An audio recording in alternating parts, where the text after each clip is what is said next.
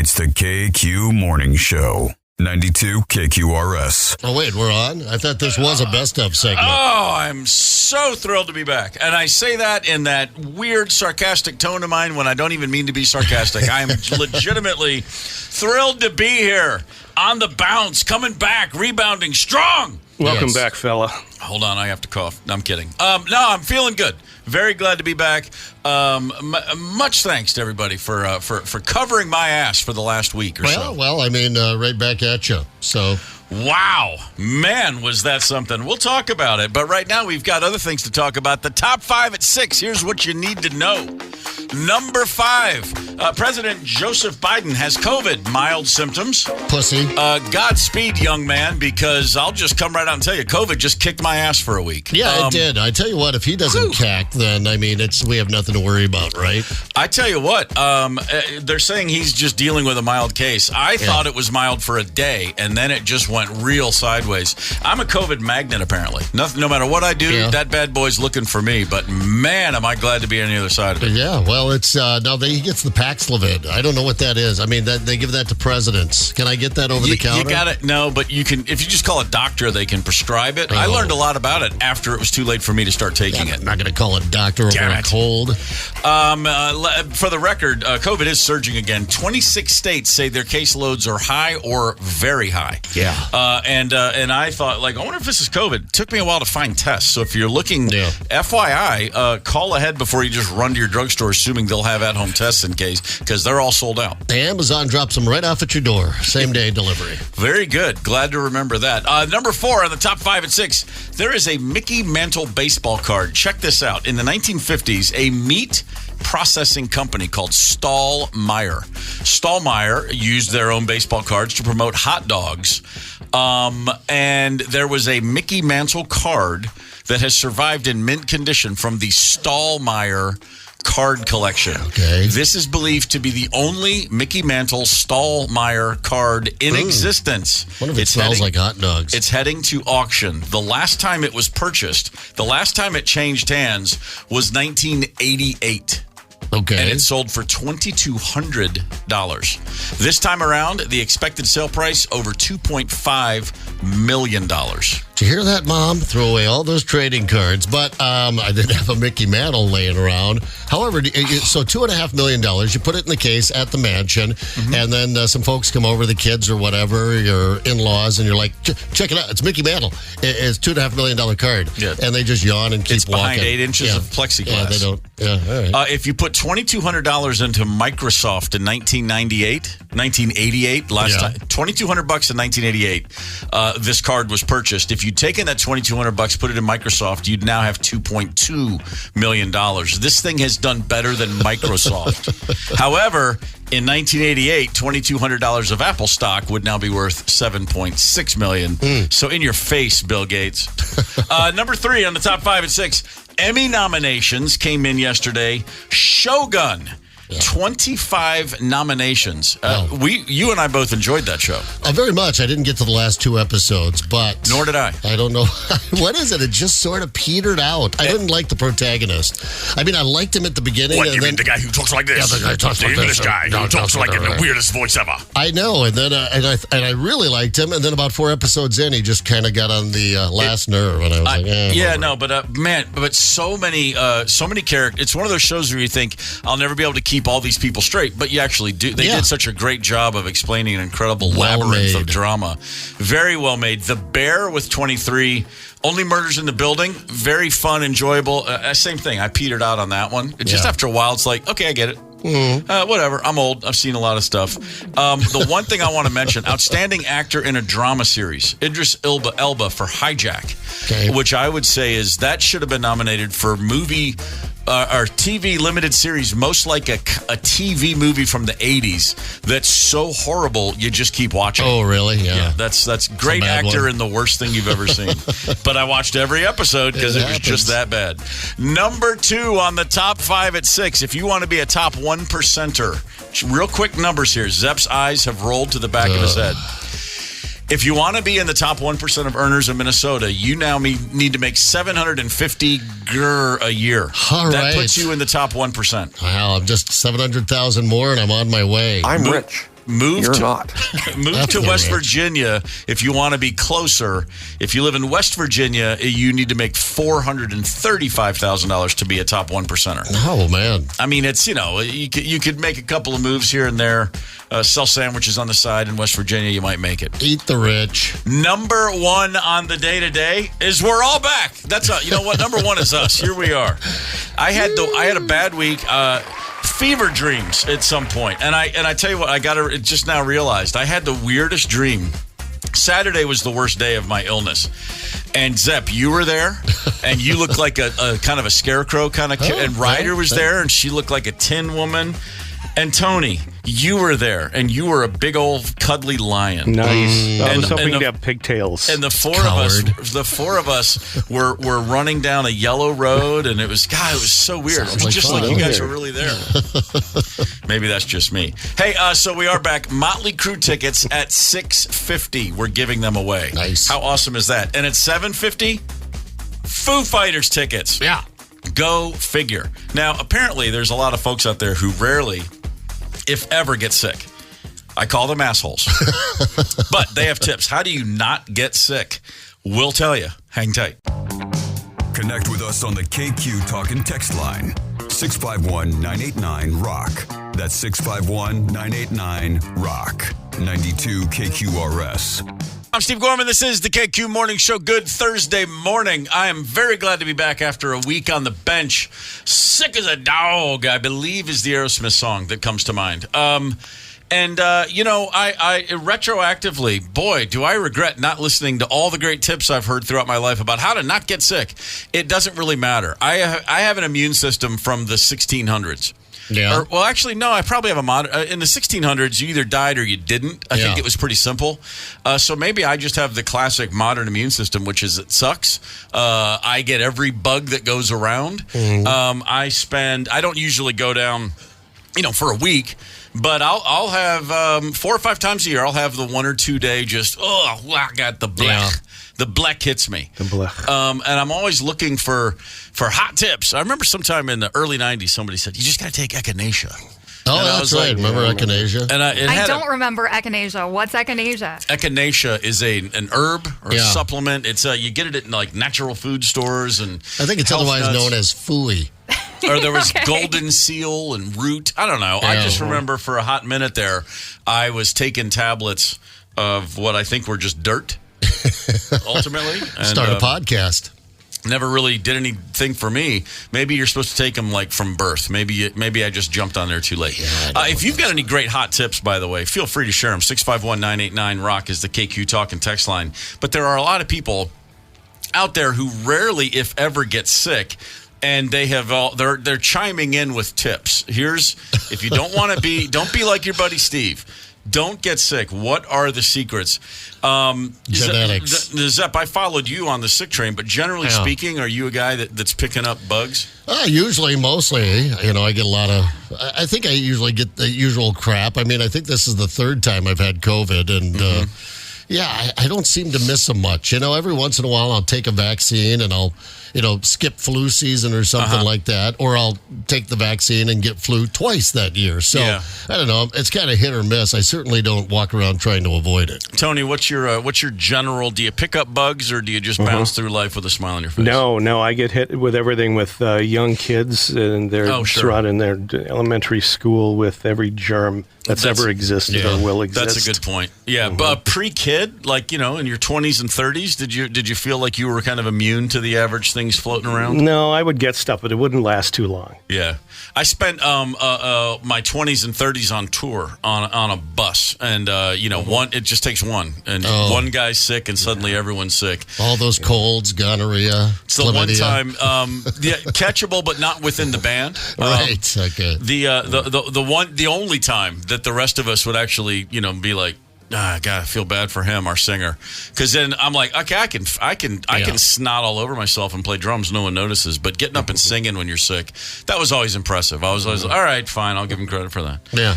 Otherwise it was just like, and by the way, that's just rule number 1 of a band. You got to make fun of your singer at all times. Ryder, are you generally a healthy person? I was hoping you weren't going to ask me this because I feel like I'm going to jinx it. But yeah, I generally don't get sick. I've only had the COVID one time. I haven't had the flu in years. Wow, yeah. So now good I'm for bound you. to get it next week. What's your secret?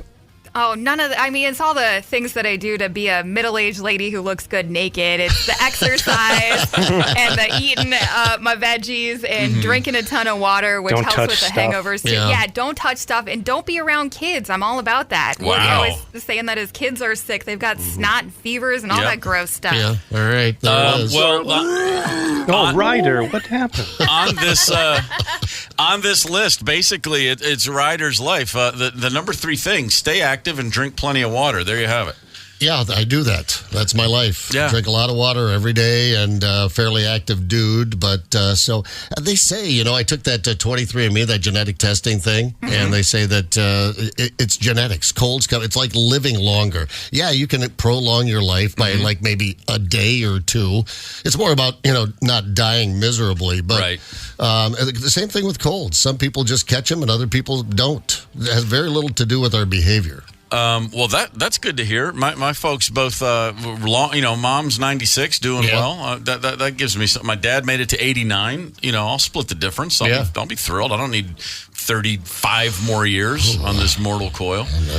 Stop eating indoors at restaurants is on the list. Okay, well, one person said I barely leave the house. I totally dig that. But when we all had to do that, it took the joy. It took the fun out of it when everybody basically had to not leave the house for a while. I don't want to be told I have to stay in my house. That's but I exactly want to stay in my house. How about this? Avoid stress. Huh? Yeah, good luck. Okay, great. I don't know I don't know how to have a life without stress. It's just I'm Irish Catholic. What am I supposed to express myself? Are you kidding? 30-minute walk every day. Got it. Yeah, I'm a walker. Yeah. I don't know how that prevents you from not getting a cold. I'm not really sure. Your fitness has very little to do with your immune system. Add garlic and ginger to your diet. By the way, true story. I knew a guy for many, many years who was a flaming drug addict. And he would do every drug known to man at all times, and he constantly was adding garlic to things. He goes, it's good for your blood. And I'd go, what about all the drugs? Are those good for your blood? He goes, it all balances out. And for the record, he's still going strong. And I'm like, wow, there's something to that garlic, man. Mm.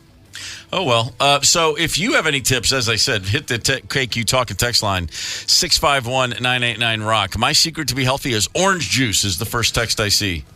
How about this? I never get sick, but I've always worked in a pharmacy. I'm exposed to everything daily. George Carlin used to say, he goes, I never got sick in my life. It's because I swam in the East River as a kid. He developed a powerful immunity to everything. The fact that I didn't die at 7 in the East River meant nothing could ever get me. And there's some truth to that. Probably, I think. Yeah. Well, we're just doing what we can here. I guess the water. I do got to work on my water game. Yeah, I mean, if it's going to happen, it's going to happen. Take it. Enjoy your couple of days off, get some sleep, whatever. But by the way, if here's the good news.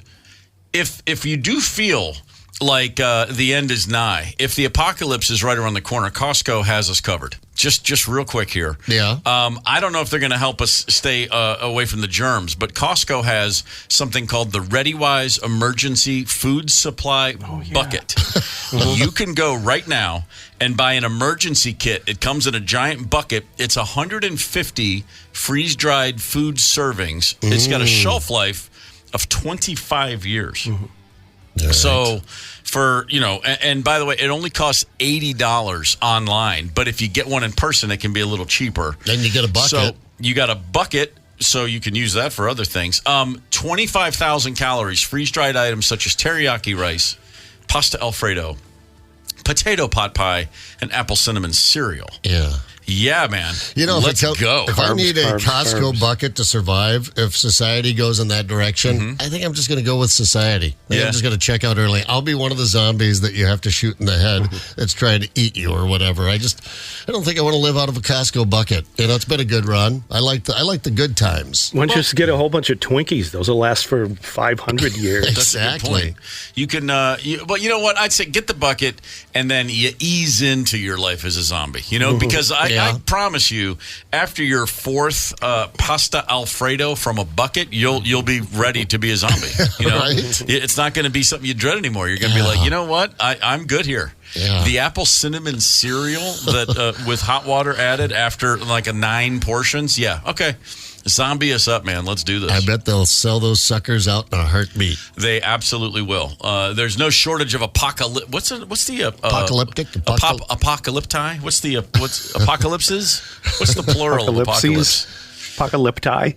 Apocalyptic, Shit's hitting the fan. There it is. There's no shortage of those right around the corner at all times, depending on your worldview. You know what I mean? Like just basically a coin toss around here pretty much every day. All right, so good genes. Glad to know it. And Costco's got you covered if you need to go into a bunker for a while. Connect with us on the KQ Talk and Text line. 651-989-ROCK. That's 651-989-ROCK. 92 KQRS. Big movie reviews, the latest news on rock stars, celebrities, and world-class athletes, and plenty of juicy love nuggets, too. We're heading west for Mike Evans' Hollywood Report on the KQ Morning Show. Hey, good morning, KQRS. Good morning, Minneapolis, St. Paul. You know, it is true that there's a few people out there in Hollywood that are gay, celebrities that are gay, but they do everything they can to hide it. I don't understand why. I mean, I have a son that's gay. It's no big deal. But there are a few out there. So, wait a minute, I got to sneeze. Ryan Seacrest. Okay, there.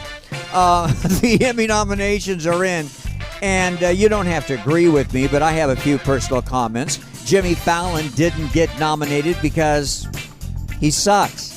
Kelsey Grammer's Frasier reboot didn't get nominated because it sucks. Curb Your Enthusiasm did get nominated because it's really, really good. Selena Gomez got nominated for Murders in the Building because she's really, really good. And HBO had the fewest nominations in its histories, but to be honest, I'm not surprised. Hey, I'll tell you what, if done right, I guarantee there'll be a bunch of nominations, Emmy nominations, when all is said and done for The Greatest. It will be a limited series on Amazon Prime, the life story of The Greatest, Muhammad Ali. It's a biography with Jalen Best playing Ali. The project is overseen by Lonnie Ali, Muhammad's widow, and Layala Ali, Muhammad's daughter. The series will chronicle Ali's career, his highs, his lows, in and out of the ring, and personal relationships as well. When I was with the New York Post, I covered a lot of fights. Thomas Hearns, Sugar Ray Leonard, Ken Norton, Roberto Duran, Larry Holmes, and Muhammad Ali fights in Vegas. And Muhammad Ali was always a treat to be around, always a smile, just the best. I can't wait for the biography series, The Greatest. And I can't wait for Apartment 7A, a movie on Paramount Plus. It is the prequel to the 1968 all-time horror movie classic, Rosemary's Baby, remember? Starring Mia Farrow. Get ready for Apartment 7A. It'll be on Paramount Plus September 27. Now, if you want to see a really ridiculous sexist show, you can check out Netflix series America's Sweethearts, the Dallas Cowboys Cheerleaders. I don't really know why you'd want to watch that. Hey, I can't wait to review Twisters tomorrow. The movie Twisters tomorrow. Hint, hint. Nah, you got to wait till tomorrow for that one. Have a great day, Minneapolis, St. Paul. Talk to you tomorrow. See ya. The Mike Evans Hollywood Report. Weekdays on the KQ Morning Show. I'm Steve Gorman. This is the KQ Morning Show for Thursday, July 18th. I am very glad to be back with all of my friends here in the morning. Oh, man, what a week it was. And as long as we're going to look back on me being sick, I'm done talking about it. How about we look back? Hey, I got something for you. July 18th, 1897. Wow. You want to know how long we've been playing professional baseball? I'll tell you how long. On this day in 1897, a guy named Cap Anson became the first player to get 3,000 career hits. Oh, really? 3,000 hits in 1897. What the hell? That's the line. If you get 3,000 hits, you're in the Hall of Fame. It's just how that works. Yeah, unless sure. your name's Pete Rose. And Cap Anson crossed that line in 1897. So just remind yourselves, we've been playing baseball forever. What the heck, man? And then check this out. On this same day in 1970, Willie Mays became only the 10th player to get 3,000 hits. From number 1, Cap Anson, to number 10 was 73 years. It ain't easy to get 3,000 hits is the lesson there. Willie Mays on this day became, again, only the 10th person to do so. Man, baseball. I mean, like they say, that you see an old man, you go, man, that guy's older than baseball. It's one of my favorite. I like older than dirt, and I like older than baseball. Yeah. It's the KQ Morning Show, 92 KQRS. Zep, Tony, and Steve Gorman are the KQ Morning Show, 92 KQRS. I'm Steve Gorman. This is the KQ Morning Show. Motley Crue, shout at the devil. Here's a fun fact. First of all, good morning. It's Thursday, July 18th. This is the KQ Morning Show, and we are all back and all somewhat healthy and very glad to be back. I certainly am. Man, was I losing my mind, climbing the walls. In 1984, January of 1984, as Motley Crue is like becoming that band, right? Shout at the devil. There is a groundswell of Motley Crue, the next big thing from LA. I moved into a dorm room that was the size of a broom closet with a kid who loved Motley Crue. Yeah. And he had Motley Crue posters. And I moved in there and I had REM Murmur and like English Beat posters. and you know, like I was really into, like, there's this band from Minneapolis called The Replacements, and they're punk, but they actually have good songs too. I was like, we were on like literally Venus and Mars as far as that goes. And I moved into his room. I needed to move. I got bound. You know, it was a long story in the dorm. They were putting people out. And this guy just goes, I got a great stereo. And I was like, I'll move in. And then I moved in and heard his music. And I was like, oh, my God, this is never going to work. But it worked out great because every single Thursday afternoon, he left for the whole weekend. He went home because he was dating his high school sweetheart. Oh, yeah. So perfect. I had his amazing stereo from Thursday through Sunday. Nice. And then Monday, just Tuesday. Crank that crew. And then Monday, Tuesday, Wednesday, I had to leave the room because he was playing Motley Crue, and we had like band fights all the time, and he would be like, no one's even heard of the bands you like. And I was like, yeah, your band's wearing mascara. It's just funny. I hear that now and I'm like, yeah, Motley Crue, they rock. What was my problem? I don't know. I heard Motley Crue back to back with REM the other day. Yeah, it makes right perfect here on sense. 92.5. Yeah, nothing like washing everything in cold. It all works out okay in the end. I would have liked to have seen those two bands tour together. Maybe Stipe get up on stage with Vince. You know, That'd be great. Yeah, you know, or Vince get up on stage with Peter and the boys. Mumble at the devil. Yeah. Did some shows in 1991 with Motley Crue on the Monsters of Rock tour. Yeah, I did, and he was the guy before they would go on stage every night. He was in it. He was rocking the curls. He had the little dumbbells, the barbells for the backstage. Ladies, yeah. And he'd be in there in the leather vest, and he'd be rocking it. and the first time I saw him doing it, I laughed, being a snarky douchebag. I'm like, that's so silly. Just go up there and play. And then I walked on the side of the stage, and I was like, guns look pretty good. It's like, it's always the same thing. It's like, yeah, it's easy to poke fun, but then he gets on stage and you're like, look at that guy's guns. They look awesome.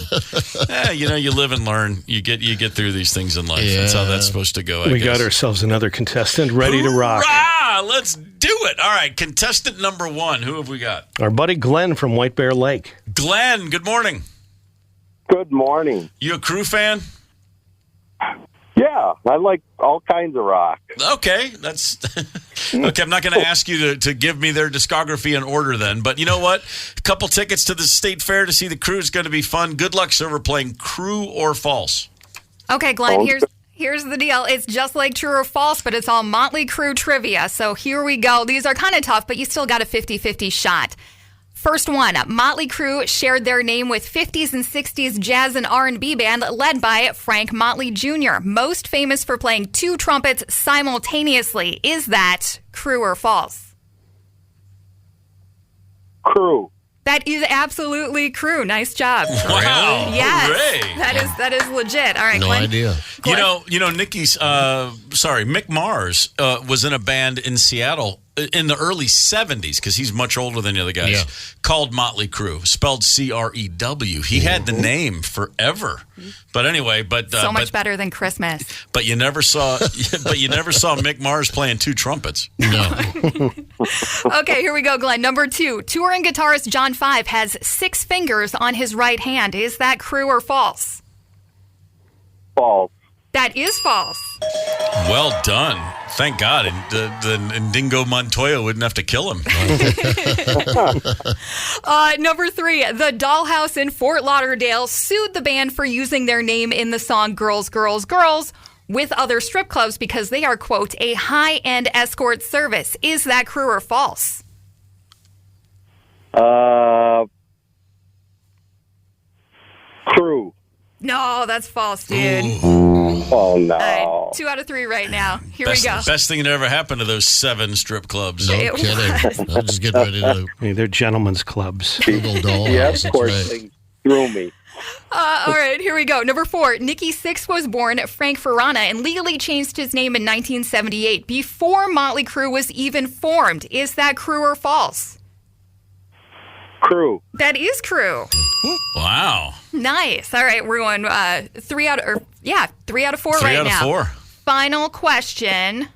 Motley Crue regularly requested a jar of Grey Poupon mustard as part of their tour rider. Is that true or false?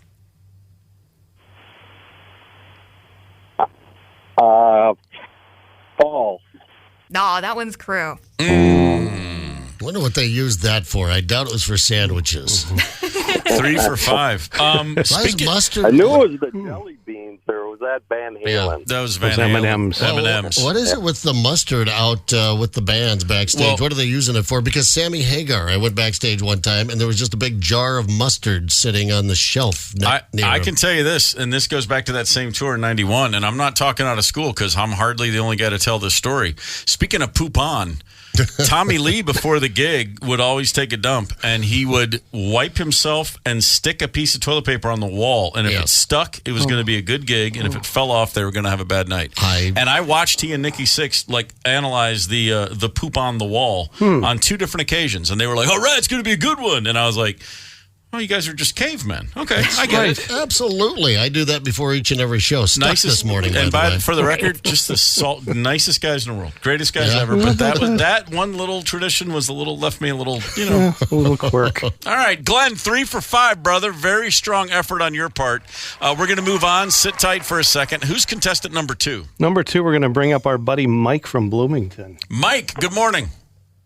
Good morning. Are you a Crew fan? I damn right am. Yes. Nice. Way back from the beginning. I like that. Damn right am. Let's do this. All right, Minnesota State Fair, Motley Crue tickets on the table. Good luck, Mike.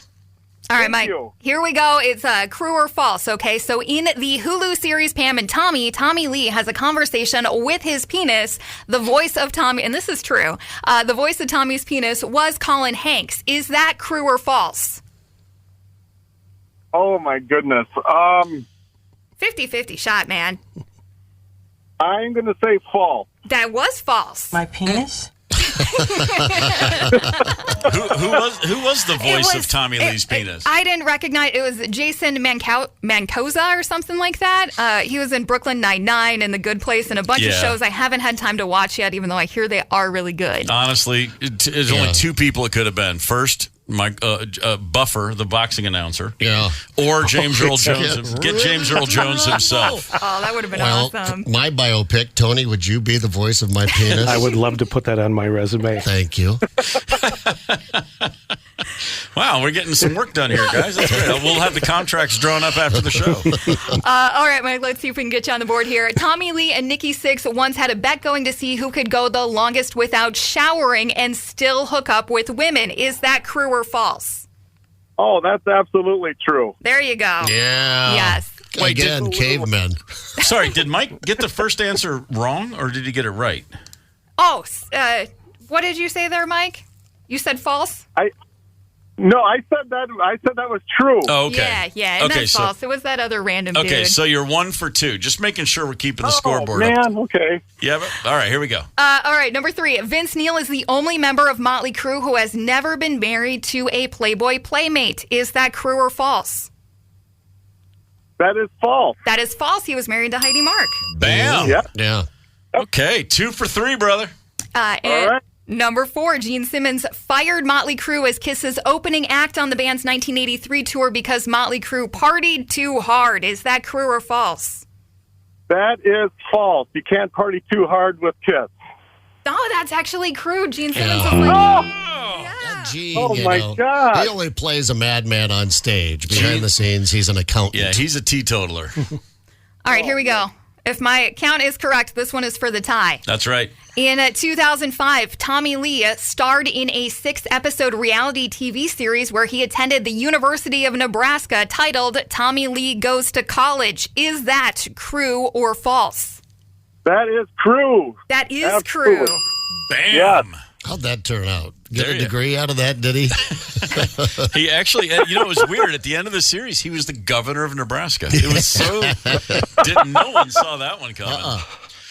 Mike, good job, brother. 3 for 5. That means you and Glenn are in a tie at 3 for 5. I assume that means we have a tiebreaker. Are we prepared for this eventuality? Not exactly. So sure. Oh, there's Tony. Tony got me covered? Tony's Always got at you the covered. ready. All right. All right, Tony's going to ask a question, and then we'll get you guys to answer. Glenn will take your answer first, and then we'll get Mike's. I always have a few of these written on my arm in case it comes up. All right, fellas, let me ask you this. How many feet of earthworms does a baby robin eat in one day? The amount that they eat in one day translates to how many feet of earthworms? Glenn, what do you think? Say that again. A baby Come again? A baby robin. How many feet of earthworms does a typical baby robin eat in one day? The length. How many feet? I'll say 1. All right. 1 feet of earthworms for the baby robin, says Glenn. Mike, we need your answer, sir. Did you hear the question? Yeah, how many feet of earthworms does a bird eat in a day, was it? A baby robin, Baby robin, if specifically. you laid it out lengthwise. Oh, my goodness. I'm going to say 2 feet. Attaboy. Mike's going to be closer to the answer. The answer is 14 feet. Yeah. 14 feet. We already had this one. Those old pigs. Oh, we did. A couple weeks ago. I thought it was a real good test to see if the dudes are paying attention or not. Yeah, I remember Nice that. job, I'll Tony. never forget 14 feet of That's earthworms. how you pounced on that. Mike, you with 2 are closer to 14 than Glenn with 1. Glenn, great effort today, brother. I'm sorry you came up just shy. It's those damn robins and their earthworms. Mike, you're going to enjoy Motley Crue at the Minnesota State Fair. Thanks for calling. Thanks for listening. Congratulations, brother. Fantastic. Thanks, you guys. I love it. Love your show. Keep on rocking, man. Flattery's going to get you everywhere, Mike. Thank you, brother. We appreciate it. That was a good game. Well done, everybody. Yeah, true or false. I learned a couple of things. I learned a lot of things. I'd already forgotten them, but Yeah, no, I do remember having that thought. I did not know that. There are so many things in a day I wish I remembered, and I never once thought, I hope I remember that baby robins eat 14 feet of earthworms. But you did. But that's how my brain works. What's the least useful thing I heard today? That's what I'll remember 14 feet for the and rest those of my life. I mean, that's got to be bigger than the bird itself, the little baby robin. Motley Crue has had beef with many bands over the years. Very famously, Axl from Guns N' Roses and Vince almost came to blows, or maybe they even did one time. They're not afraid to mouth off. One band you rarely hear about beefing with other bands is Rush, but that doesn't mean they didn't have beef. That's right. Who could get under the skin of Rush? We'll tell you. We'll tell you. Hang tight. Connect with us on the KQ Talk and Text line. 651-989-ROCK. That's 651-989-ROCK. 92 KQRS. I'm Steve Gorman. This is the KQ Morning Show. It's July 18th. I'm back after a week on the rack, sick as a dog. Very happy to be here with you this morning. Good morning. That we just heard Aerosmith from the Armageddon soundtrack. Don't want to miss a thing. Diane Warren wrote it. Yeah. They recorded it. Sounds it was like a huge hit all over the world. Right. And Aerosmith got a lot of grief from the rockers of the world going, why would you do a Diane Warren song? It's lame. For money. That soundtrack sold like 20 million copies around the planet. Right. And they probably don't look back on that and think it was a bad decision. Probably not. Just like Michael Caine doesn't think Jaws 3 was a bad decision. He made, like $10 million doing it. He had that great line. Yeah, it was the worst movie ever made, but it bought the most beautiful house. That's how that works. Yeah. The following summer, 1999, my band was on tour in Europe with Aerosmith at a few gigs, and they were all in stadiums. And Joe Perry said, we're doing stadiums, not arenas. Because of that song. Yeah. It's like, really? it's that simple. I wouldn't think that would have been the song that would have put them over the top. It was like a number one pop hit at a time when they were all in their 40s, and that just didn't happen in rock, for rock bands. Funny fact about the Armageddon soundtrack, my former band, the Black Crowes, we were on the same label, Columbia Records at the time, and they came to us in the summer of 98 and said, hey, you guys just made a new record. We want to put one of those songs on this soundtrack. And we said, pshaw. We don't do that. You guys aren't sellouts. Oops. Hey, what'd you say? I'm sorry. You sold 20 million copies of what now? Oops. That would have been good. Say Diane. Hey. You have her number? Hey, Joe Perry, you want to buy me a cup of coffee? Yeah, that Armageddon money that we missed out on? You get Diane Warren and Desmond Child working for you. That's what you do. They were asking, they just wanted one of our songs. It was called Horsehead. It came out on an album called By Your Side. They were like, we want Horsehead in this scene. And we were like, nah. Yeah, we're just, it's funny. It's not so much shooting yourselves in the feet, but it's like positioning yourself on the gurney, locking your feet in position, and then getting a rocket launcher and making damn sure you blew them both off the body. What was the song that was used in that spot that would have been Horsehead? I have no idea. There's a scene with Steve Buscemi, and I believe he's in a strip club. I never saw Armageddon, but they brought in a clip, and they said they had it in they brought in a scene and showed us with the song playing in the background. This is what it'll be, and we were like, no thanks. Like, it was just, by the way, just like that. That's how much we thought about it. Nah, that movie's probably gonna suck. Anyway, what are you gonna do?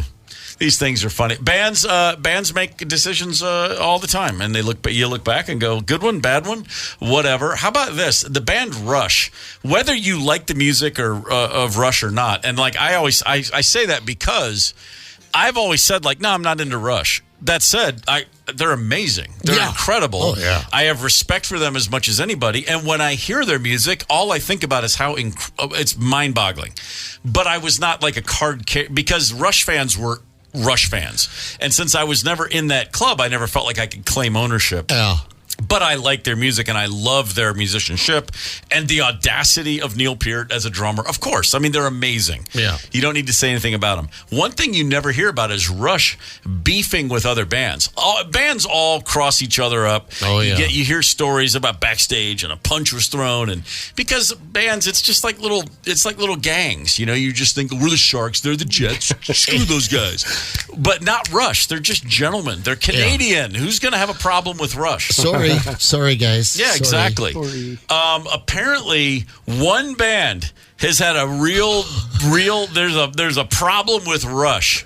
Who in the world could have a problem with Rush? No one short of the Runaways, the all-girl rock band from the 70s that brought us both Joan Jett and Lita Ford. Right. And, of course, the lead singer, Sherry Curry, didn't go on to have a big career of her own, but she's still around. And she was talking recently about the beef between the Runaways and Rush. Check this out. Rush sabotaged our set. They were throwing pieces of 8x10 paper onto the stage, whipping it like you would a pizza. And I was in 6-inch platform boots, and I had to jump off of Sandy's drum riser. And I hit one of those pieces of paper, and I slid across that stage. And there was an orchestra pit. Somehow, some way, I caught myself right at the last minute. I could have been paralyzed. I mean, I'm not overstating. I would have been very injured had I gone off that stage. That's why Joan and I in particular don't care much for them. They were sabotaging us that night. Those little rascals. We've all heard stories of like docking through Jack Daniels bottles at Lynch Mob or whatever. ZZ Top used to, I guess, go back and mess with the sound and turn everybody's sound down and some effects off and stuff like that. I mean, there's all kinds of things bands do to sabotage each other. What was this? There were some 8x10 pieces of paper. And they were throwing them on the stage. And by the way, banana peels. If the members of Rush were truly trying to sabotage the Runaways, all you got to do is get out of their way and let them play their music. I think Sherry Curry, like trying to leap into stardom. Remember, she tried to kickstart a movie career there for a while, and then kind of went solo and abandoned the gals in the band. That might have had more to do with sabotaging the Runaways' career than some 8x10s on stage. Geddy Lee was asked about this a few years ago, and he said, I know they said we were laughing at them when they played, but quite frankly, they were too crappy for us to even listen to. And 40 years later, though, they have a story to tell about it. Who knew? Yeah, right. Wow. Sherry Curry, where you been? Man. She's beefing with Rush. I just love the idea that because, of course, it's Rush, it's pieces of paper. Yeah. Who masterminded that prank? What did they do? Did they run your cords through puddles of water trying to electrocute you in front of people? No, they threw paper at us. I mean, these are things I didn't know, that if someone's on stage in platform shoes, apparently the Achilles there is some 8x10s, scrap pieces of paper laying around on stage. Oh, that's all it takes, man. Yeah. No, you notice when I come in the morning, I'm like a swivel head. I'm looking for that paper on my way in my platform boots. I've got old Tony's 8x10s fanned out here in the studio. Sherry Curry, lead singer of the Runaways, kind of getting grumpy old gal on us. You know what I mean? Instead of bitching about Rush 40 some odd years later, maybe she should take it to a town hall meeting. I think she's got town hall angry woman energy going right now. Yeah, she does. That's why Joan and I have never cared for their music.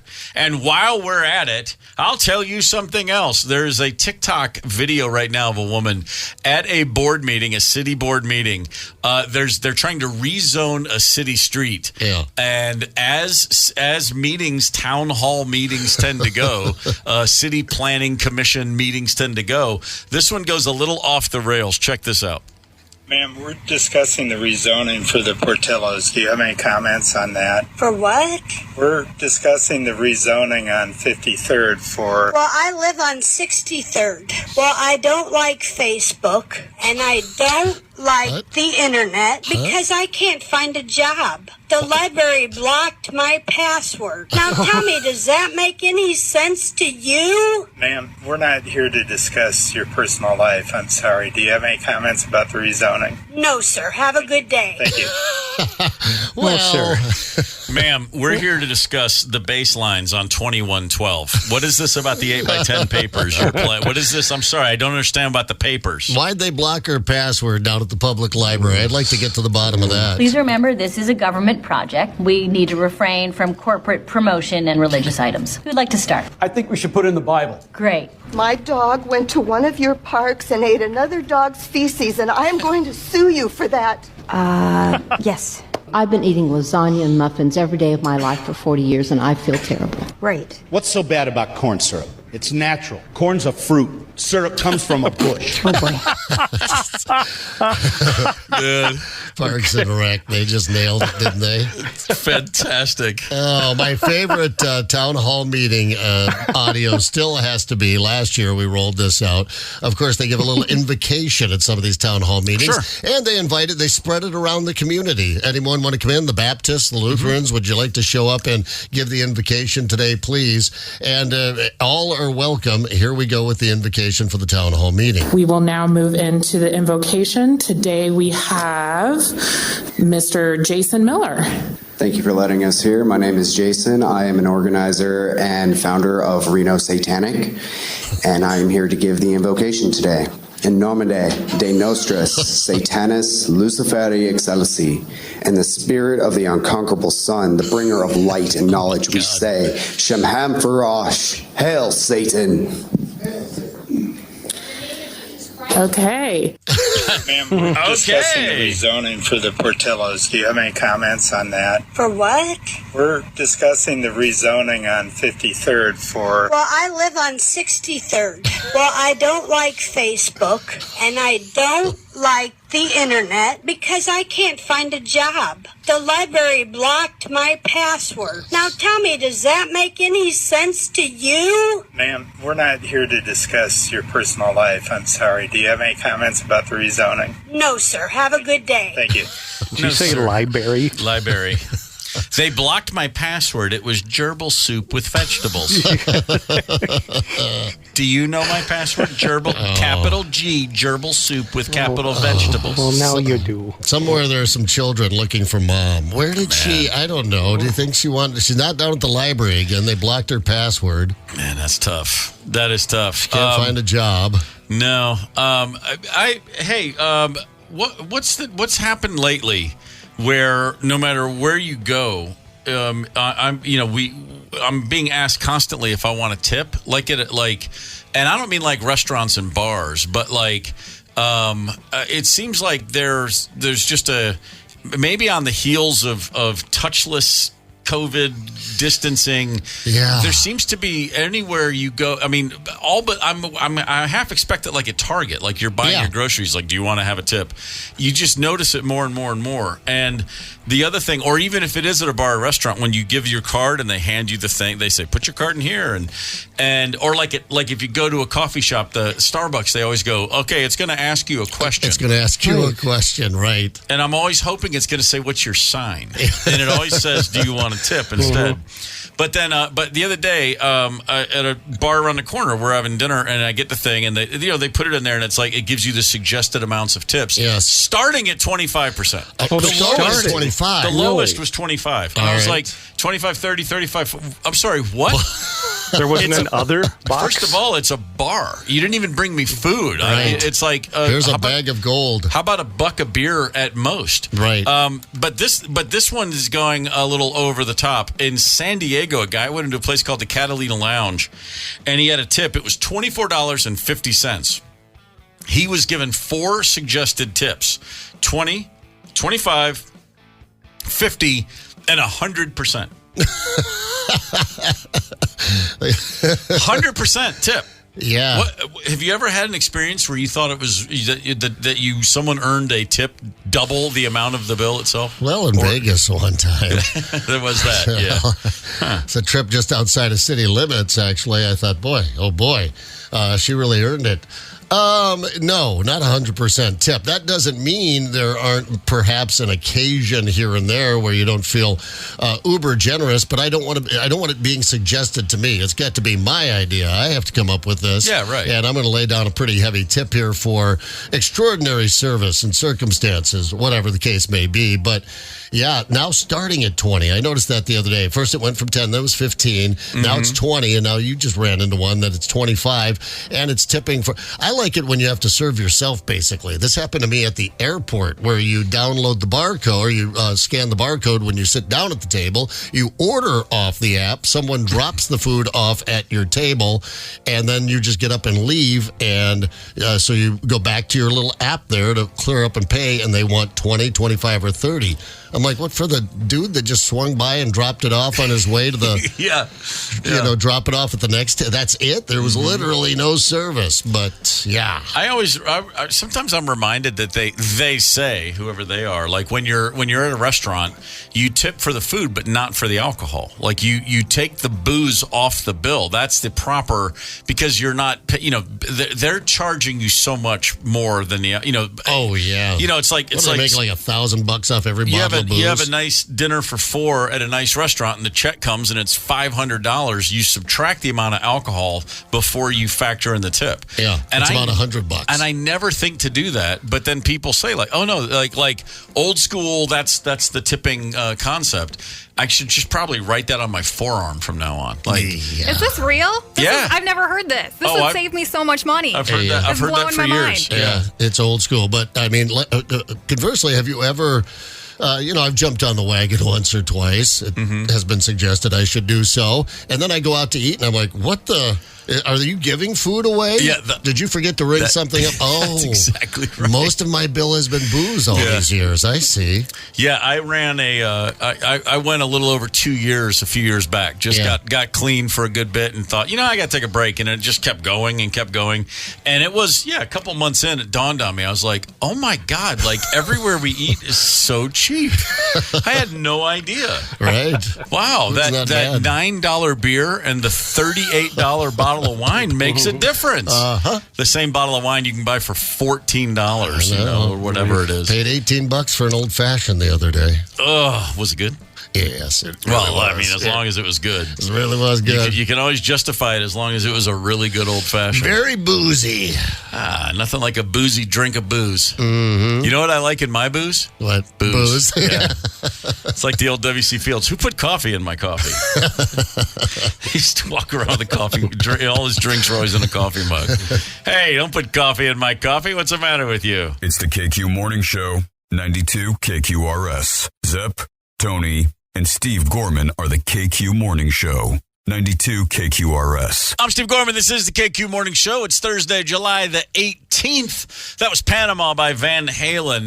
The Foo Fighters are going to be at Target Field a week from Sunday, and the July the 28th, and we would love to give away some tickets. They play a lot of covers if you go see the Foo Fighters. I don't know if they've ever played Panama, but I know they've played Van Halen songs in the past. Yeah, they've done some. I saw them do an Aerosmith montage once. They've knocked out a couple of Kiss tunes, including I Was Made for Loving You one time. But yeah, they'll throw a little Staying Alive in there, just to give you like 30 seconds or so. Or a little Rick Astley. Yeah. They rickroll their stadium crowds on a regular basis. I saw them the last time I saw the Foo Fighters. Rolling Stones' "Miss You" was like, and I couldn't stay for the whole show. But as I was leaving the arena, that's what I was like. They're just going to keep on playing. They had been up there for like 2 hours and 40 minutes at 900 decibels at that point. Yeah. It's like, man, at some point they went from being like, that's a really good rock band to they're the loudest band I've ever seen. They are loud. Yeah, they absolutely crank it up.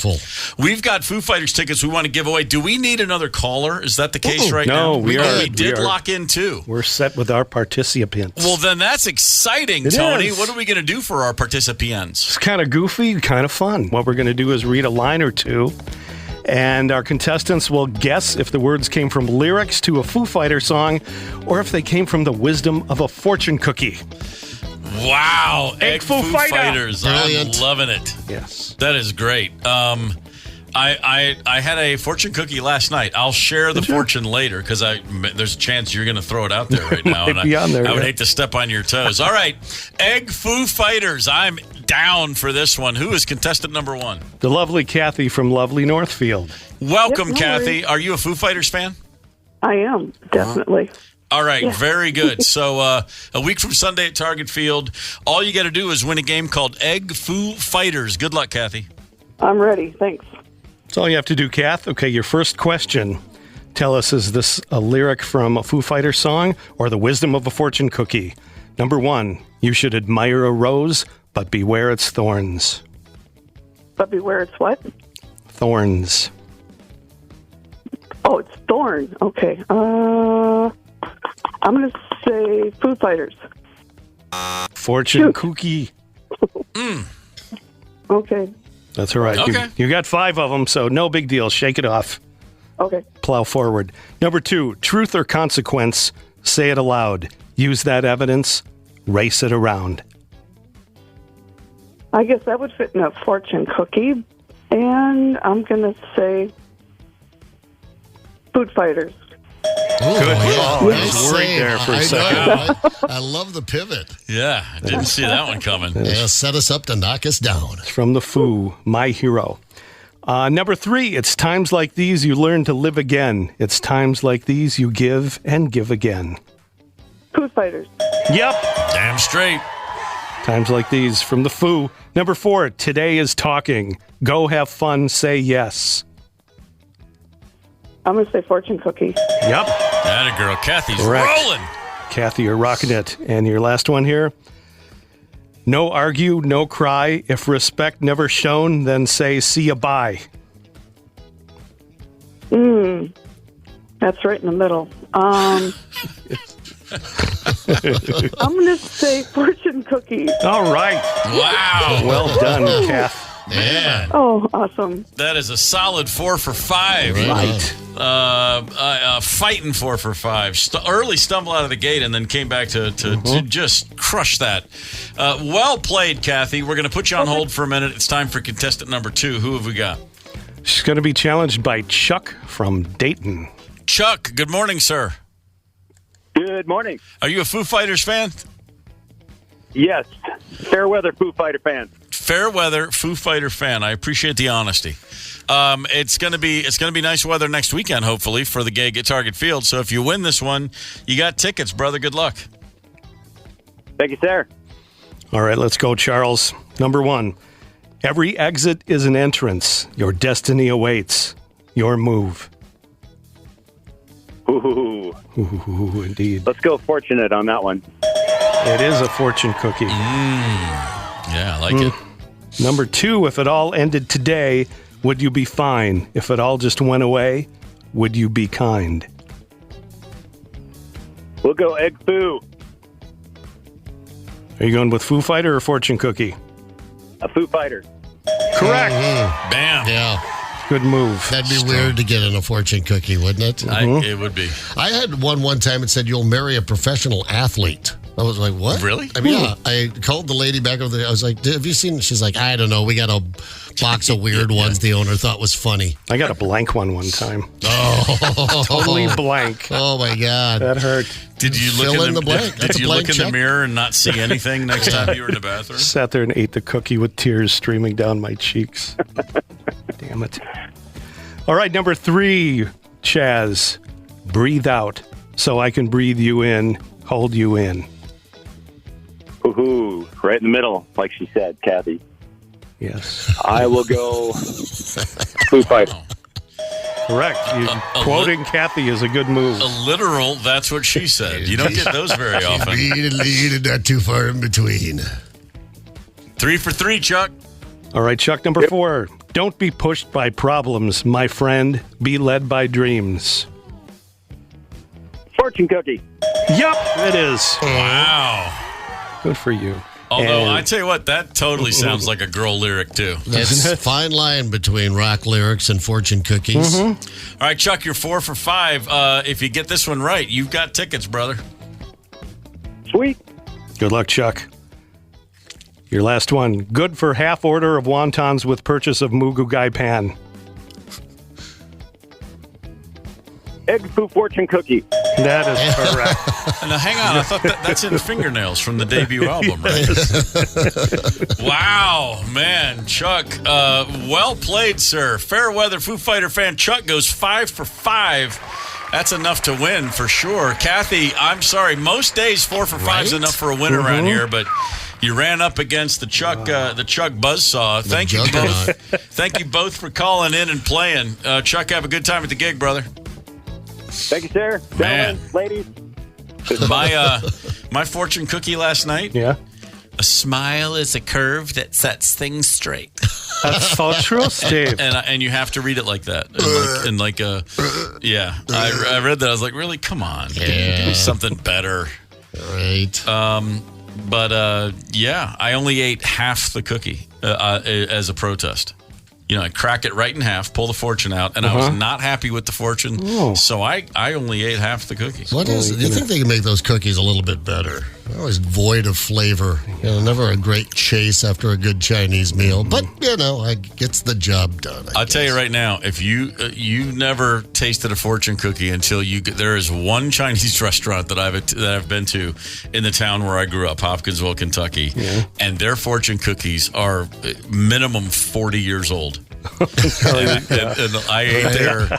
A bunch of family were in there probably within the last 10 years, and we ended up, me and a couple of my brothers and another friend, we ended up going to this Chinese buffet, and right away it's like, this was a bad decision. And the fortune cookies were held together. You open it up, they were just like crumbling, and it just like they turned to dust, like bones. Yeah, it was incredible. It was like we were like, can we get some more fortune cookies? And Nixon we were just in 72. Yeah, Better off just eating the piece of paper. It's incredible. The fortune said the mastodon hunting will be plentiful today. That's exactly right. My egg foo young was a big. There was I guess in the 70s there must have been some brand of. My mom used to make egg foo young all the time. Yeah. Mm-hmm. What was the brand that it was? Yeah, that was our exotic name. La Choy. Yeah. La Choy. That was it. And we would have the egg foo young was a big thing around the house for. There was like a hot chow year. mein, yeah. Suddenly it was like we were just making that stuff all the time. And we'd be very excited as kids, and then there would be Dad. Oh, yeah. All right, and he'd be in the kitchen making a hamburger a half hour later. Dreams of Scrapple running through the back of his mind. So true. I'm a big egg guy. Love eggs. But check this out. If you, so I've heard people give suggestions for fluffier eggs.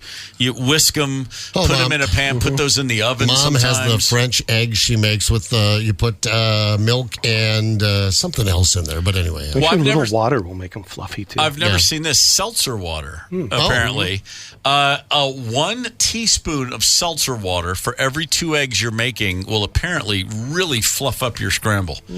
I had no idea. The bubbles, the carbonation, I suppose. Yeah, it makes it a little airier, a little fluffier, and it doesn't take a lot, like 1 teaspoon. If you took a 12-ounce can, that would be enough for 72 eggs. So remember, it's a teaspoon. If you're feeding the Gorman family, we'll need an entire 12-ounce can. Yeah. It is funny. I when I started, just out on my own making food, like as a college kid, and then there was a thing in the back of my head about how much food you should make, because I grew up in a house of bulk. And I literally, if it's like, hey, let's make spaghetti. I'm 2 guys in a dorm room, and I would just immediately put the entire box in there.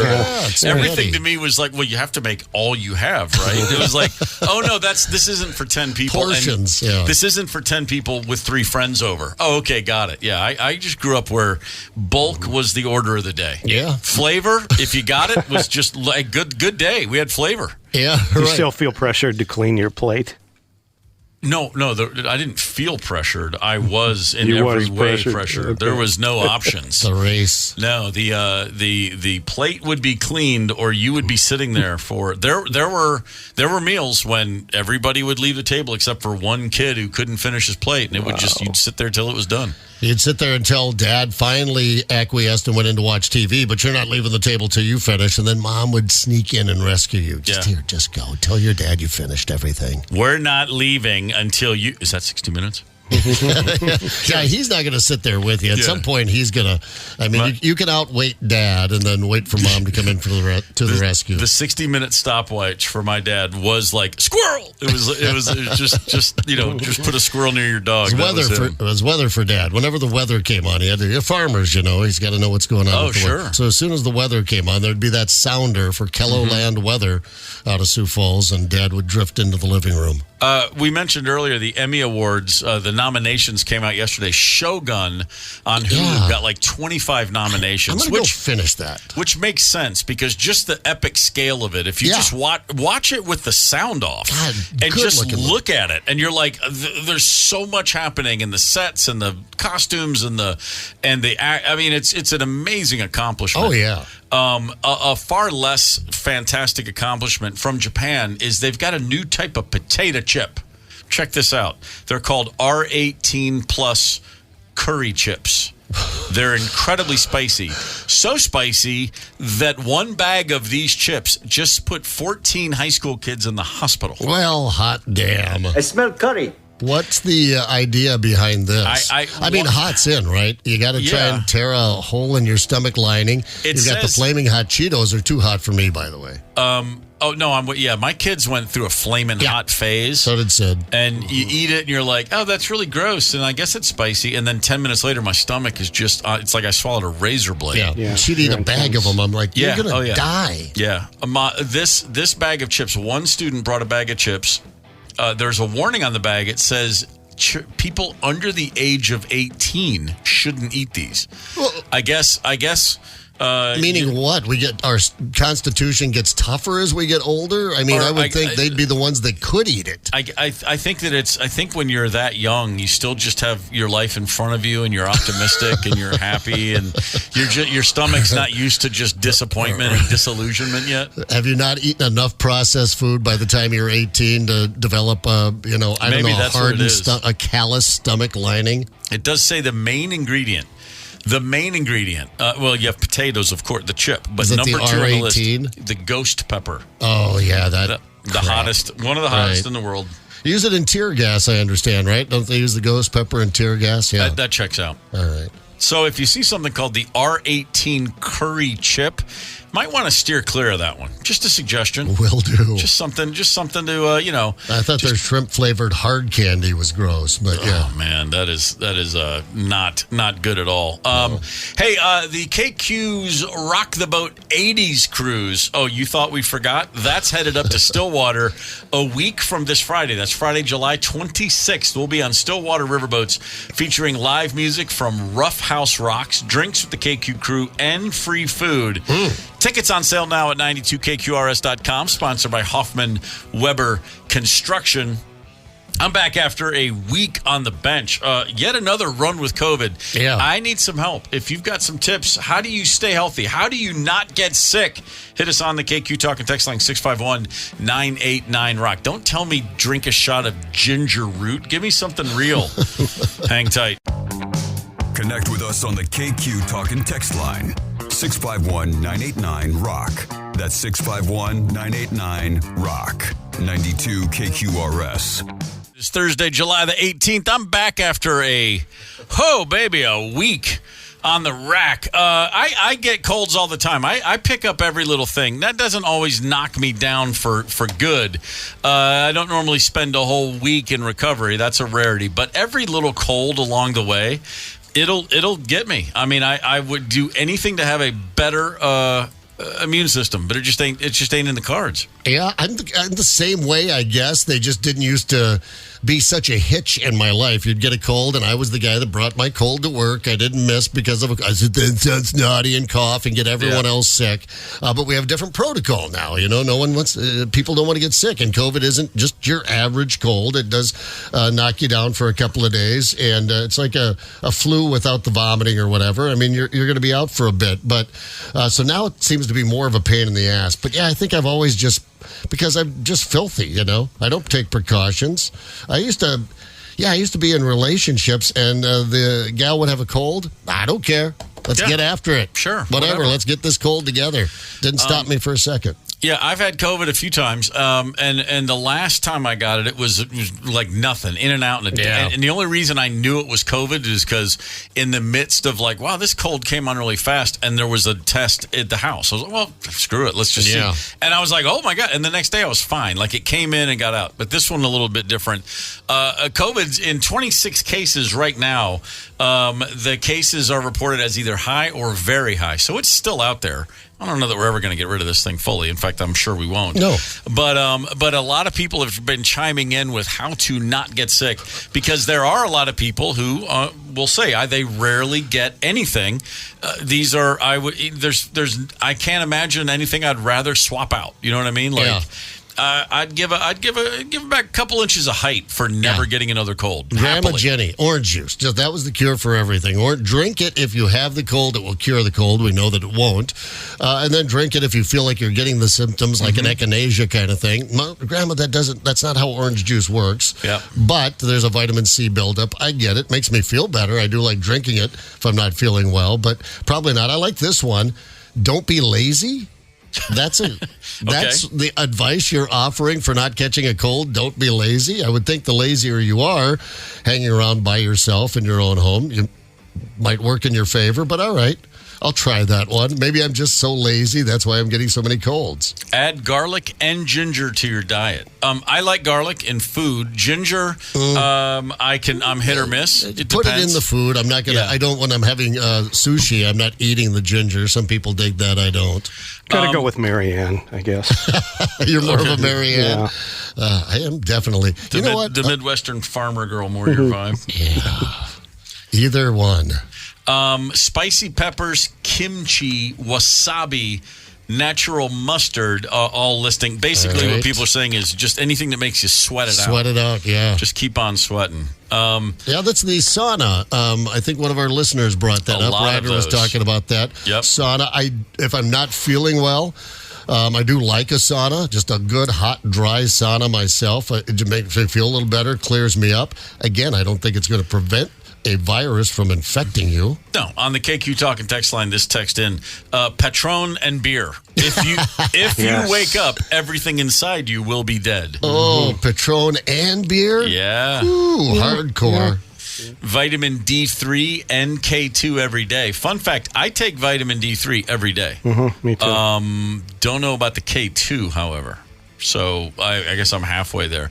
A lot of orange juice mentioned here. Yeah, sure. I'm just not a juice guy. Not a juicer? I like vegetable juice. I don't like fruit juice. Like if you give me like a green juice, like celery, cucumber, spinach with one apple, like I like those vegetable juices. What the hell is wrong with you? You're just you talked about it. You don't have the sweet tooth. You don't like the sweet stuff. OJ's basically sugar water. Yeah, it is. It is. That just works for me. I have a juicer. I haven't used it in forever. I think like everybody, I got a juicer and used it like crazy for a while. Yeah. But the problem is you literally have to like alert the house. Gonna juice now because it sounds like a buzzsaw. And you have to clean it. I don't like the cleaning is a real problem. I have an air fryer that I've had for 2 years. Not once have I just cooked that crap out. It's like a grill. Just leave it on and just cook it out, and that's just flavor in there. If I add some fries, there's already seasoning in there from whatever I made here in the last 2 years. But juicers, they have to be rinsed, and there's blades, and it's, you can't get a, no, thanks. Yeah, there's so much pulp or whatever that is, the end product that you're throwing out. You're just like, wow, I can't believe I'm making the most of this. Yeah. 1 tablespoon of elderberry every day on the text line.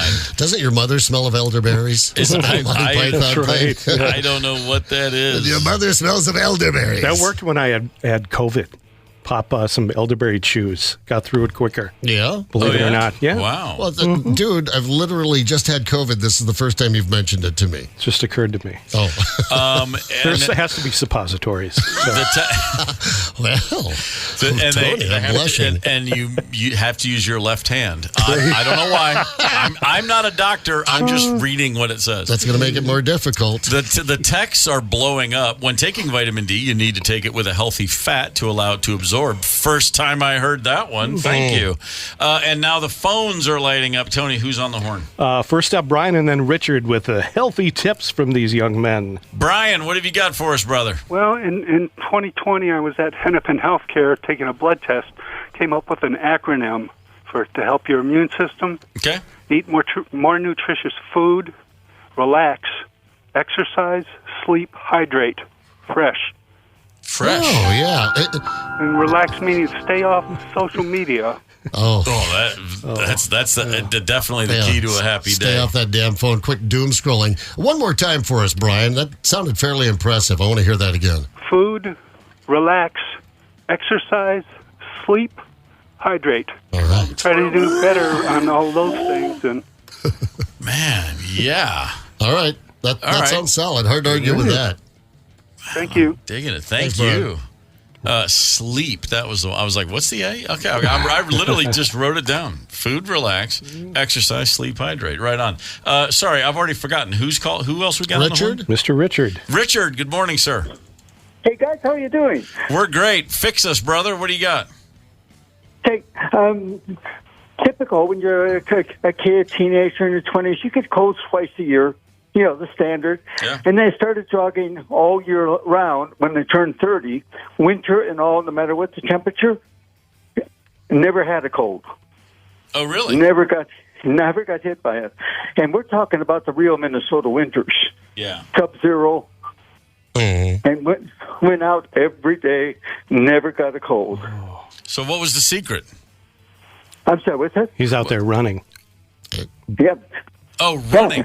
Got it. Running? Mm-hmm. What else you got? Yeah. My knees aren't what they used to be. If I have to, I can get to the bathroom in a hurry. I was a shoe jogger. I ran up to 8 miles a day at one time when I was at my peak.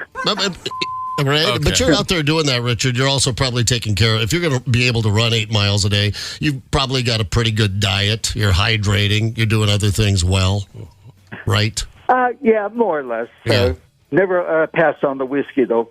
That might be the cure. Maybe that's it. Can I skip the running and just have the whiskey? No, another thing, and this is standard, to prevent colds, start teaching grade school kids. Become a teacher. You're going to be god-awful sick the first few months. After that, you got all the immunities, and then you don't get sick anymore. It's just the first month or two. And I think any teacher will back that up if you're doing teaching grade school, especially. Yeah. Exposed to everything. You're exposed to every god-awful germ. Right on. There you go, Ryder. You need to start heading down to a daycare center and volunteering. They're not going to let me volunteer at a daycare center. Have you met me? She smells like PBR. Smells like beer and cheese. Richard, that is awesome. Thank you, sir. You bet. Thank you guys for having me on. You got it. I can answer the question of can you just do it with whiskey and not the running? The answer is no. Just the whiskey. Makes you feel a little better. If I were running 8 miles a day, you better believe there'd be a snort of whiskey at the end of that run. I mean, my God. This is a text in from Andy. He says, my lifelong rule is to stay away from as many people as possible. It really seems to keep me healthy. I mean, that's it right there in a nutshell. That's where we're getting sick. That's where we pick it up from other people. The more you can avoid other people, but... I got a good buddy when the world locked down, like late March, early April 2020. Let's go back to those halcyon days. Wow. I called him and I go, how you feeling? He goes, I've been preparing for this my whole life. He was dead serious. Yes. He was like, you're telling me I got to go stock up at Costco and not leave for 90 days? Deal. He was so thrilled. Great guy, just doesn't like other people. I love humanity. It's the people I hate. Well, anytime the pandemic had worked in some people's, there were people, the kooks that were always like, oh, they had old shut in. He's building a bunker in his backyard, but then that crap hits the fan, and the guy in the bunker is not going to be the weirdo anymore. We're going to be the ones out of luck. That is a fact. I like the one you said, don't be lazy. The other one on that list that's funny to me, keep an optimistic attitude. I am optimistic as hell. And I mean, that's why when I get sick, I'm like, see, I told you. Hey, I was very optimistic. The chances I'd be sick before too long. Yeah. I had when I was a kid, and big family, we all got, chicken pox. It hit 3 of us at a time or whatever. And all that kind of, same old stuff. But I did more than the 2 brothers above me. I just got sick. I mean, there was every year at the end of the school year, and I remember going back to like 2nd grade, the first time being aware of this. At the end of the school year, they'd give out perfect attendance awards. And I was in awe. I was like, you went every day of the school year? Like, I never got close. There was always at least, I would get a cold where I'd miss like a full week of school once a year, every year. I mean, sore throat, earaches, the whole thing. It was crazy. And I remember one time on one of those sick days at home, and I was watching an episode of the Brady Bunch, and the kids were all sick. I think they all got chicken pox, and the doctor does a house call. And he comes in, and he's wearing a suit because doctors wore suits back then. But he was doing the tongue depressor. Now say and I remember laying on my couch watching the Brady Bunch, sick, and I had a cough drop in my mouth, and I just went because they were doing it on TV, and the cough drop went down, and it got caught, and suddenly I'm choking, and I'm like, and my mom comes running in because she heard it, and she just pounds me on the back twice, and she spits it out. She's like, what happened? And I was so I couldn't say, well, Cindy said so I said I couldn't say that. I said, I must have fallen asleep. Oh, that's hilarious. She was like, well, don't do that. I'm like, okay, great. Which reminds me, don't fall asleep with a cough drop in your mouth, Steve. My mom's answer, anytime you would say, well, it hurts when I do this, she always said, well, then stop it. Whatever it was, then don't do that. That was my mom's big advice too. Don't do that. Was it this episode? Pork chops and applesauce. Man, it wasn't, but just hearing that, I'm literally like, oh yeah, I can just walk you through the whole episode.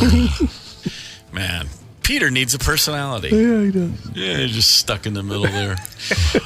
What does it say? My wife, Rosemary, I walked in the other day, and she had a pair of earrings that she had worn and then took them off at the end of the night, and they were still just on a countertop. They had never made it back up to the bedroom. Mm-hmm. And I just looked down and out of the blue, and I went, these look like Carol Brady's earrings that she lost, the Egyptian Cleopatra earrings in that episode. And literally Rosemary looks at me, she goes, "What is wrong with you?" I'm like, "I don't know. And so then I have to Google it. They look nothing like those earrings, but I just saw like larger than normal earrings, and I immediately go to a Brady Bunch reference. Of course. That's just an addled mind. Where you learned what you learned. Yeah, won't remember a thing any of our listeners suggested that'll help me stay healthier for the winter. Right. But I'll remember a Brady Bunch episode. You're not picking up any tikis on the beach, that's for sure. No. Oh God, no! Are you kidding? Mm-hmm. And I never vacation with Vincent Price. I don't care. That's never going to happen. Absolutely not a good idea. No, you cannot get me onto a beach with that man. I don't care what you're offering me. I also have no idea how AI works or Chat GPT or any of that crap. We're all hearing about it constantly. Yeah. We have Elvis Presley singing "Baby's Got Back." Yeah, we do. We know the benefits of AI, at least for shtick. Entertaining. Very entertaining. But apparently, if you're looking to get more at work, if you have a job where you're doing doing anything on a computer, Chat GPT AI generally is going to help you get a raise, if not a promotion. Like, that's where we are in the world right now. 38% of workers who spend most of their workday on a computer said Chat GPT helped them get a pay raise. 30% say it even got them a promotion. So obviously, that's not going to help us. But for anyone else out there, it wasn't that funny, Zep. Come on. Boy, once his funny bone gets tickled, he just can't stop laughing. Generally speaking, if you go through life dropping F-bombs and venting and letting people know you're angry, the only benefit is that maybe it makes you feel better. Like that, maybe. It does. A lot of therapists will say, like, no, it just keeps you in that headspace. But I now have an actual silver lining. I have if you will, a hack. There is something that can come your way that's a very positive thing from a well-placed F-bomb. And I'll share that with you. Hang tight. It's the KQ Morning Show, 92 KQRS. Zep, Tony, and Steve Gorman are the KQ Morning Show, 92 KQRS.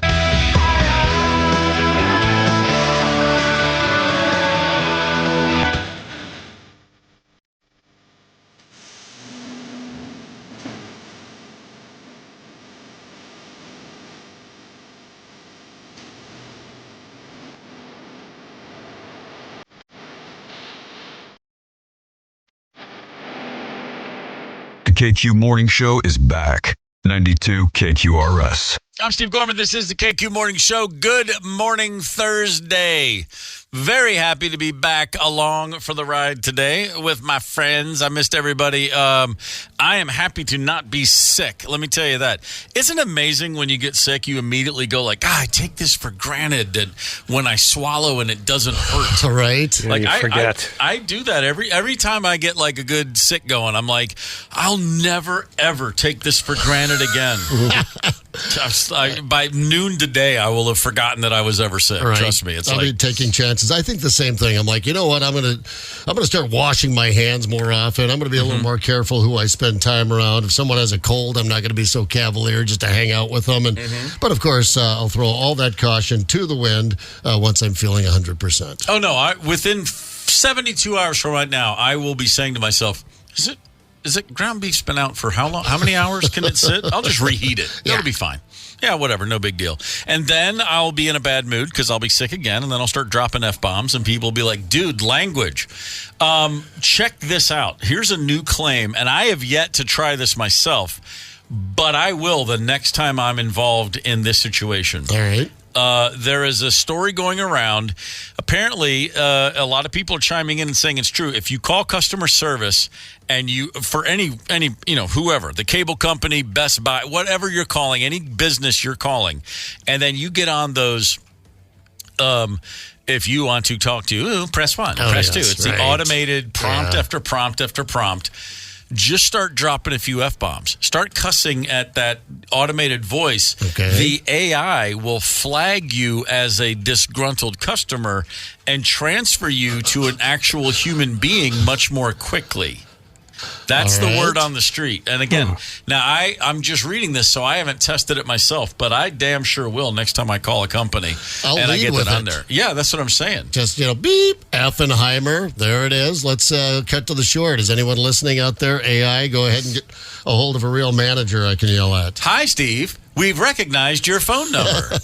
Please press 1 if you want to. Let me tell you something, you stupid mother. Just going to start ripping into it. It's been a while since I've really had a cause to really rant. Maybe that's just a thing of the past because we don't get live people anymore, or we jump on and we just leave a bad review now. That'll get them. That'll stick in their craw. Give them a bad review. 0 stars or something like that. I wonder if it messes with the algorithm. If they have somebody that... So if you F-bomb the computer voice and then that sends you to a human quicker, they're not sending you to the best human, something tells me.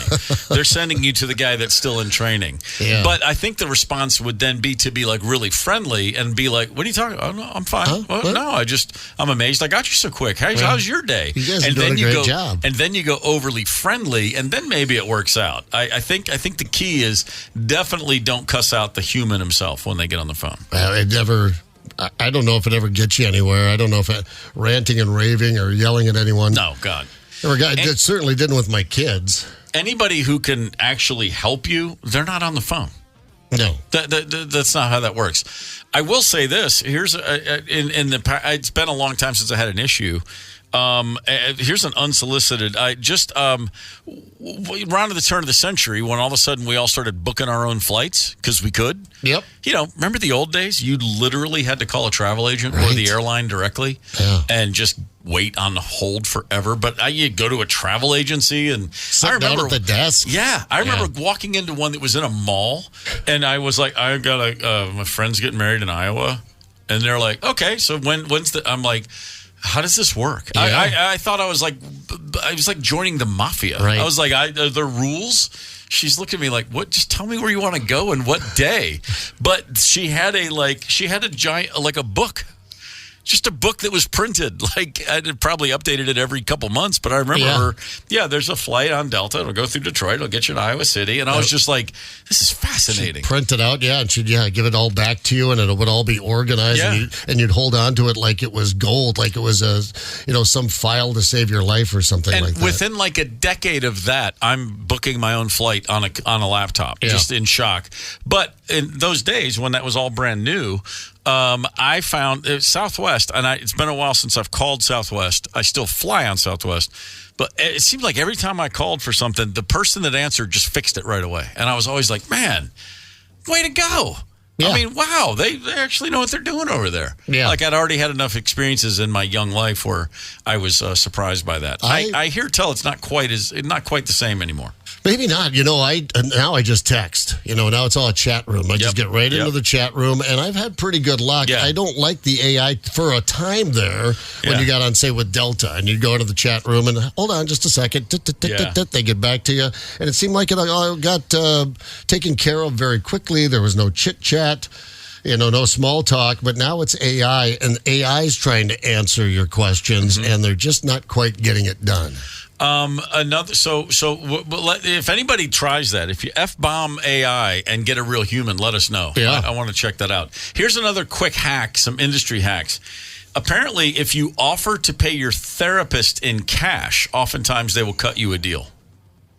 What? Don't All right. A little under the table dough. Okay. Good to know. A little off the books. Here's another one. Don't use the big websites to buy flowers. It's cheaper if you just call a local florist and tell them what you want. Show them a picture if you need. By the way, because I had a friend years ago who was a florist, an independent, just had her own shop. Yeah, I always do that anyway because she just explained to me. She was like, "Just if you're sending flowers to your mom, just call the florist in that town. Don't go to 1-800 whatever." And I was like, "Really?" Yeah. Come on, it's easier. She's like, just please. And so now the guilt still hangs over my head all these years later. Take care of the mom and pop shops, and they'll take care of you, I guess. But it's good. That's exactly right. Yeah. Here's another one. Not enough people, it says, buy refurbished products like computers. I do. Yeah, do you? Okay. Yeah. See, I'm a little nervous, and I get refurbished, and you put it all back together, and it's just as likely that something coming off the assembly line is going to have a problem with it. Probably more so than a refurbished item, but it's weird. I'm weird about it. I'm weird about it, too. They got the germs and the viruses just like humans. Right? Just like humans, that's right. I don't want one of your refurbished humans. I want something right out of the package.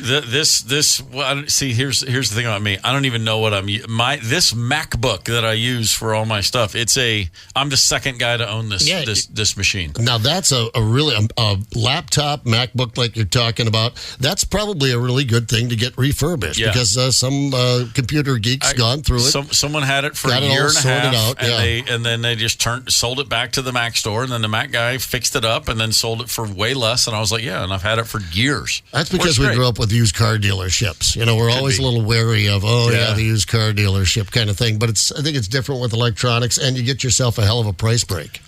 Summer of '82, an adult, grew up right near Fort Campbell, Kentucky, the Screaming Eagles, 101st. On the base, summer of '82, they had a soccer tournament, just adult teams. You just submitted your team, and it was just full-on soccer at a time when not a lot of people were playing soccer. But in the Army, you got people from all over the world and all over the country. So my brothers and some friends, we entered a team. I was going into my senior year of high school. Everyone else was like an adult. Yeah. I was the youngest guy. And so we entered into this tournament, which we ended up winning, oddly enough. And our team name was Used Cars. And that was because the night before our first game, my brother was driving past a car dealership, and it had a giant flag that just said Used Cars. And so, of course, he stole it. And then we had the flag, and we wrote like English football songs, Used Cars, and we were chanting Used Cars.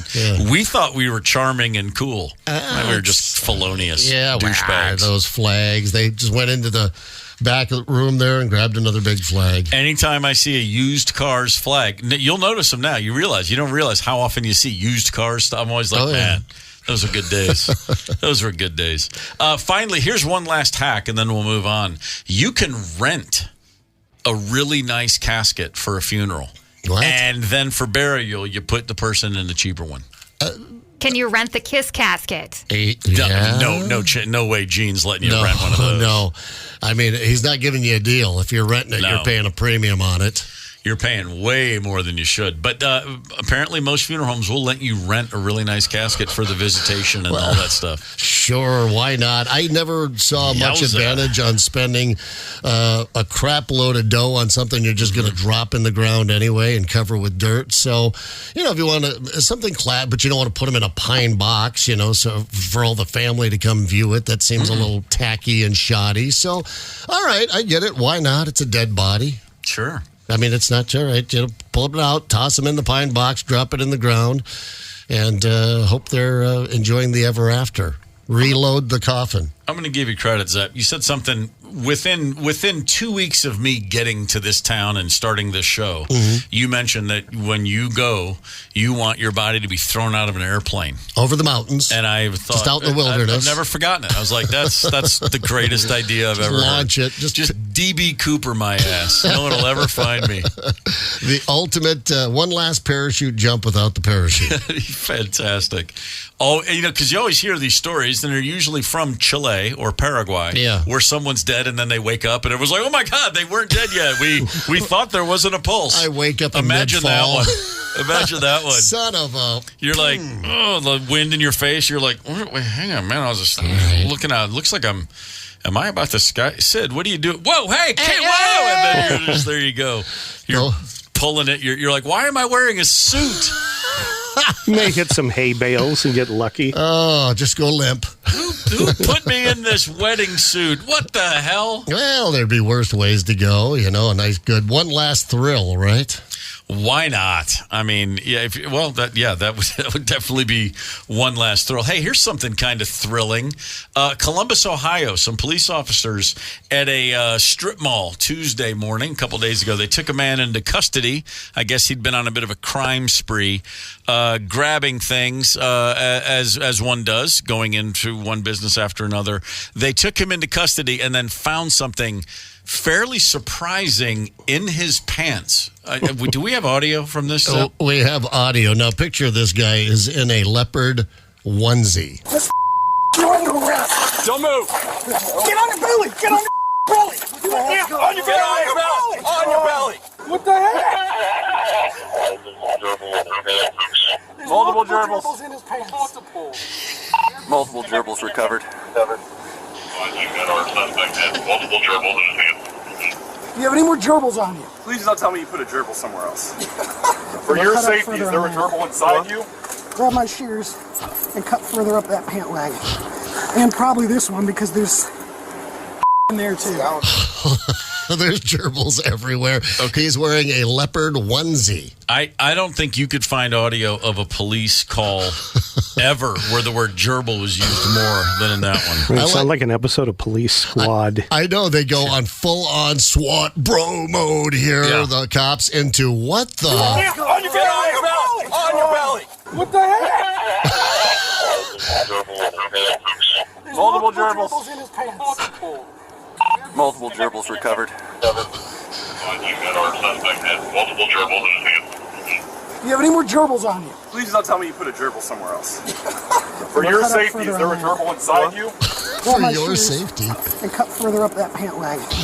And probably this one because there's in there too. Yeah, there are all sorts of gerbils falling out. Steve, do we have a gerbil count in the story? I'm just still getting over the fact he was wearing a leopard print onesie.